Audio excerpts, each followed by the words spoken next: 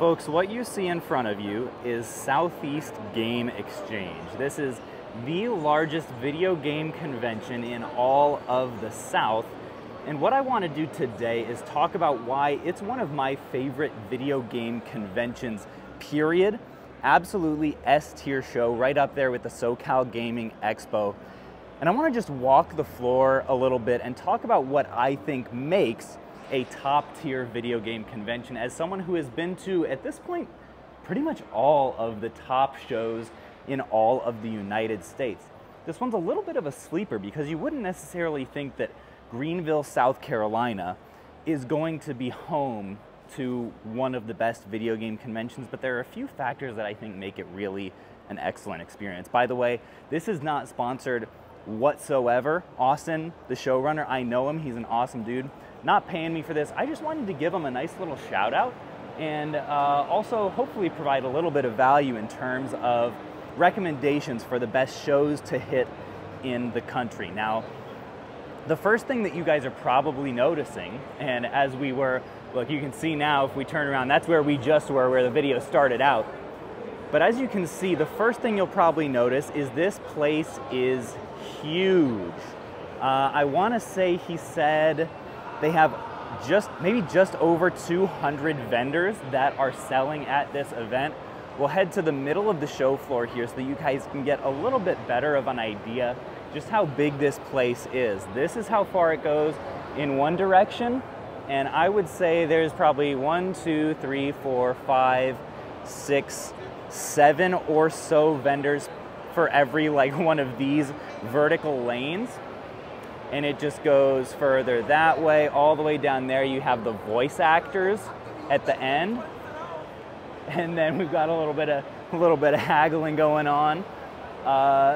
So just the raw selection at this show is really good. Any show that has more than 100 vendors, that's a lot of people to have in the same room selling their goods. Now, in terms of selection of kinds of inventory, you can see right here, we're going by a pop booth.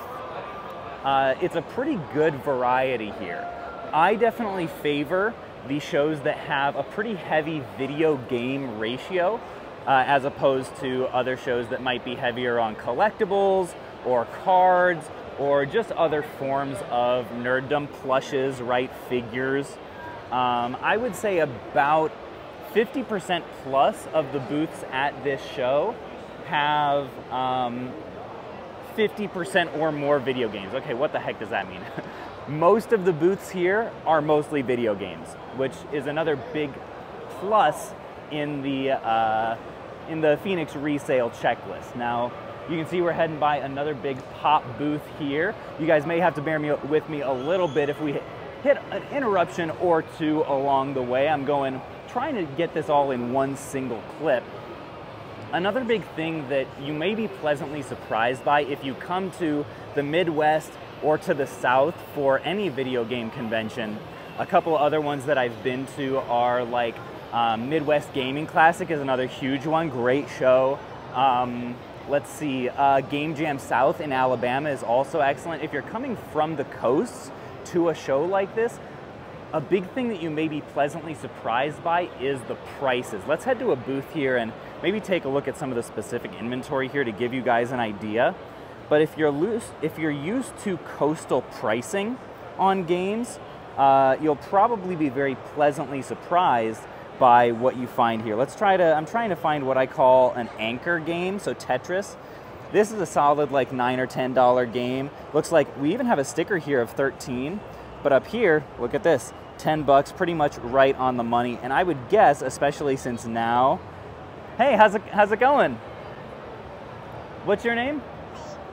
Mabry, good to meet you, good to see you again. Why don't I get you a sticker here? Came over to another friend's booth here to show a few more prices to you guys. This Pokemon Blue here, 50 bucks. You know, it's a little beat up, but really solid deal. 65 is pretty standard on silver. If you go to a show like on the East or West Coast, it's very possible this could be 80. This one might be 65 or 70 is a pretty common price for it. And it's kind of, to me, it's a microcosm of why I love living in the South, and I grew up in the Midwest as well. stuff is just cheaper here, and that's a big reason why I love coming out here. I also love it because being from Kentucky, okay, it's getting a little bit loud over here. Over in that entire section, by the way, of the show is we've got a wrestling ring. They're having an event that's called Smash IRL, where all the wrestlers dress up as Smash Bros characters. People get super hyped for that, but it does get really loud. And then over there, we've got the free-to-play arcade section, which is also pretty substantial. If I can give you guys a little bit of a view of it. You wouldn't be able to hear me if we went all the way over there, but I would guess there's probably 50 plus. What's going on? There's probably 50 plus free-to-play arcade machines that you just get to play as part of your admission price. Oh, the other thing that I was talking about is I highly prioritize as a reseller, hey there, the kinds of conventions that I can drive to. So this drive for me from Kentucky is about 5.5 hours, and it's gorgeous. Absolutely love it. Any convention that you go to in the South, if you're making a road trip down there, it's probably going to be really pretty, which for me is just a really nice time to zone out a little bit, either catch up on some great podcasts that I like, or just do some thinking about the business, call old friends or family. I just love road trips in the South, man. Having grown up in Illinois and Nebraska, I'm like, man, this is weird. Like, it's pretty. No shade to the Midwest. I'm a Midwesterner at heart. But let's, enough about me. Let's get back to the kinds of stuff that you can expect to find at a show like this. Another great thing that I like about Siege, you can see here, the aisles are huge. If you try to cram too many vendors into a given show floor, it starts feeling claustrophobic really quick, but you can see in these aisles, gosh, you could probably fit like 20 people. So I have not felt, germophobic or claustrophobic the whole time, and it's really nice. There's plenty of room to breathe. You may be wondering, man, it seems a little bit dead at this show. The reason for that is it's Sunday afternoon right now. Everything's winding down. Saturday morning, I wouldn't have tried to film a video like this because at every show you go to, it's going to be absolutely insane. Some folks playing some Uno back here in the background. That's, you can tell it's a little bit slower. This is normally when vendors will start packing up a little bit. And, ooh, got Retro Raven. I met these guys yesterday. What's going on, guys? Good to see ya. Check out Retro Raven. Y'all make sure y'all like it. Shout out to Retro Raven. Love it. Love the energy. The other thing, man, I actually wouldn't say this is necessarily significantly different than most cons, because at pretty much every convention I go to, the vendors are just like, they're a huge part of what makes it worth it, what makes it fun. They bring the energy, they bring the fantastic inventory, and the South is no different. Like, you got Southern hospitality, you've got great chicken places all over the place. I was having a debate with some folks the other day about Cane's versus Zaxby's versus Chick-fil-A versus, what was the other one? Oh, Bojangles. Folks, can I just say, I'm sorry. I'm known for my bad fast food takes at this point, but Bojangles, it's just like, it's a little better than KFC, although granted I haven't had their breakfast, so I can't really talk. Apparently that's what you have to go for. We're getting a little bit closer to the voice actor section of this show. I'll be honest, it's not something that would ever be a draw for me. As a kid, I wasn't even really aware of the existence of voice actors. I don't know if I just thought like, it's actually Sonic on the TV. I probably didn't really understand animation that well, but people get hyped for these dudes. At this particular show, we do have a couple, at least one Sonic voice actor you can see the poster for over there. Someone from Resident Evil is here, and honestly, you can tell I'm terrible when it comes to giving voice actors the credit that they deserve for making animated shows just, as special to watch as they really are. Oh, this is a cool booth here. This dude was selling all of his plushes for $5 to $10. I'm honestly surprised that he still has this many, because people were walking away with like boxes of these things early in the show. Also has some really sweet vintage tea inventory. Looks like Hasn't sold through a ton of those. I know these crowds tend to be very video game heavy. Also, there's a pretty big anime crowd that comes out to these. Secret Castle Toys and Games, they've got a pretty big social following. What's going on, guys? They're known for hamming it up on social media. Now folks, one thing that you may notice as we're taking a look at some booths here is a lot of the really common AAA titles are likely already gone from a lot of them, because those are some that are just the fastest to go, obviously, but still, there's plenty. I mean, we're seeing Dragon Balls, we're seeing Guitar Heroes, Sonics, all kinds of stuff. It'll depend a lot on how competitively they're priced. Oh, look at this. We still got a whole bunch of Pokemon games. 55 on Pokemon Gold is honestly a really solid deal. 150 for Crystal, let's go. We got some boxed PlayStation stuff. You guys will have to let me know in the comments if you enjoy this sort of more off-the-cuff, I mean, obviously, that's all you get here on RenXP Sale. I mostly just wanted to talk about kind of what I look for in video game conventions, because, gosh, I've probably gone to 15 or 20 of them. There aren't that many more that are video game specific. Obviously, when you get into like Comic-Cons and just like pop culture cons and like, you know, there's tabletop stuff, there's all kinds of different niches, but when you're talking about ones that specialize specifically in video games or retro games, the list isn't that long. It'd be cool eventually. I've thought about trying to put together a list of all the ones that I've been to, you know, the ones that I recommend the most, but then also like, I don't want to not include cons that like haven't worked out as well for me, because I'm deeply appreciative to any, especially if they're like having me out, like I'm just going to talk them up. But over time, I have gotten narrower and narrower with the ones that I go to, because the reality is I just can't sustain schedule-wise going to 1+, you know, going to like 15. I think my biggest year, I went to like 15 or 16 video game conventions in a given year, which means some months I'm going to multiple, and it's just hard. Some of these vendors out here, like this guy right behind me, he sells primarily like Pokemon cards and Pokemon games. He was telling me he goes to 20, what did he say? He's at a show almost every weekend. And I'm just like, dude, like, especially if you're vending, that's just hard on the body.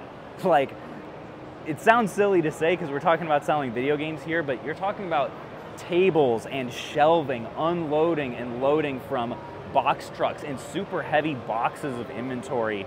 Like even just attending, being on your feet for like 12-hour days for a few days straight, I get home and I'm like, I need a day off. Which, you know, of course, normally I don't take, but it's been a fantastic show. I have nothing but respect for these vendors who just busted, especially the ones who are doing this full time. Like, it really is a grind.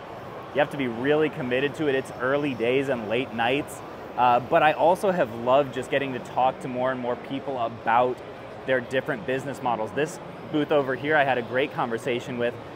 He goes to over one convention every month and also has like a pop culture store and sells primarily plushes and figures, and has, what I love about this booth is he has all kinds of like much larger and much more uncommon plushes than you normally see. A lot of stores will just have like the common ones that are more or less this size that you can get super cheap on AliExpress, but this one, holy cow, it's just fun to look at. Like, what is that, Ducklet, Piplup, Rowlet? Yeah, guess what?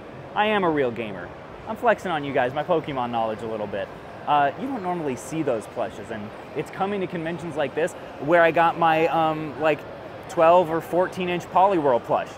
Never gonna find that. I don't know. The internet's a big place. I could probably find it on there somewhere. But yeah, I actually hit the end of my spending limit like yesterday afternoon, which really previously has almost never happened because I try to bring like a really healthy budget to events like these. But at this point, we've got so many people sending us stuff every week. We're paying out like over 10K every week to our users through one-up, and I want to make sure that our cash flow is always really healthy with that to avoid any kinds of delays in payments. So I'm trying to be a little bit more disciplined with my buying at events like these. By the way, I made my way into the panel room over here. Out that way is where the convention floor is, but I know we've had something of a lack of Renix P-Sale content recently. It hasn't been as regular as I would like. Last week, Spanky just went on paternity leave, so everyone say congrats, Spanky, in the comments. But that means last week and this week and maybe the week after are going to be extremely hectic, and I won't have a whole lot of time to shoot that juicy P-Sale content that I know you guys are also excited for. But yeah, the other entirely biased reason why I also really like this show is it's kind of a hub for the other just cancerous collecting and reselling YouTubers that I like to associate with. So I get to come here and see all my friends, and it's a blast. The other conventions, I think the only other two that I'm signed up to go to for the rest of the year are Retro World Expo in Connecticut. If you guys are in the area, would love to see you there. And then also Retro Rick's new show, Game Fest? Retro Fest?